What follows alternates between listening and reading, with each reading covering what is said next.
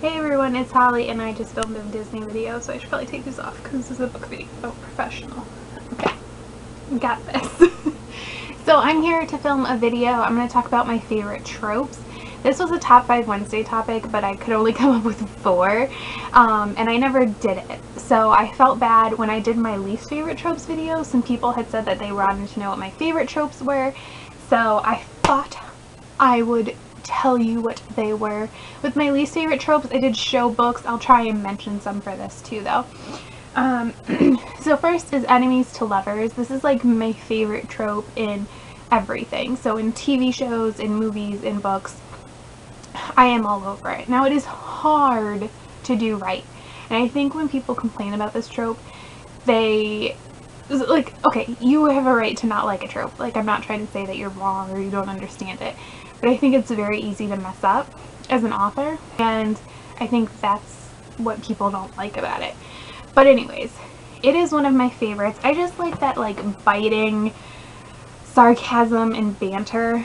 I will say that's definitely the kind of person I am, and I'm sure that's why I like it so much. So some of my favorite books that are like this are The Viscount Who Loved Me by Julia Quinn. It's one of the Bridgerton books. It's my favorite Bridgerton book. I'm pretty sure. I don't know. Yes, it is. I'm going to just say it is. So there, a lot of new adult has this. I'm like looking at my bookshelf trying to think of other ones. Oh, Under the Never Sky, that series definitely has it. And Anastasia, which is my favorite movie by 20th Century Fox, is, guess it's hardcore. Next is when something approaches like talks about class differences. So I really like looking at the dichotomy between like different socioeconomic backgrounds, and sometimes like race will play a role into that, and that's awesome too. But I just like seeing that challenge. Lisa Kleypas addresses this a lot in her stories. Hers are historicals, obviously, so it's a little different. Just straight up class differences, and then sometimes she has gypsy characters and she addresses it there as well.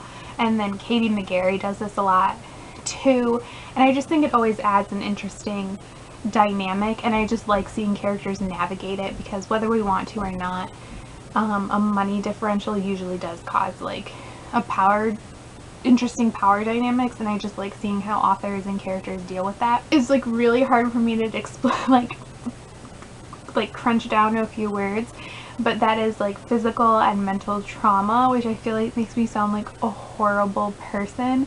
But I do like mental health books, like that kind of stuff, which I've talked about before. But I really like characters when they have to deal with like mental scars or physical scars, like deformities and stuff. I really like the idea of, like, I read a lot of romance, so the idea that you can still be loved and everything no matter what, and coming to terms with the fact that you're still a great person and a worthy person even if you're like scarred. So those are some of my favorites. Lorraine Heath has done that a few times. She does it very well. She does it in very different ways. She does very visible scarring and then hidden scarring, and how those different things kind of impact the way you view yourself. And then like a book, The 15th Minute by Serena Bowen, deals with like more mental things, or actually a lot of Serena Bowen stuff deals with physical injury and trauma and just recovering, because trauma or an injury doesn't mean that your life is over. Like, it doesn't matter if you have an illness, or if you're paralyzed, or if you had a stroke, or any of those things. You can still be a fully functioning human being, and you can still have a life, and those things don't define you, I guess is what I'm trying to say. And I like reading that. Like, if I see that in a synopsis, I'm probably gonna read it. And the last one I feel like is kind of weird, but that's hockey. I just love hockey books, and I really like new adult hockey books. I keep meaning to pick up, I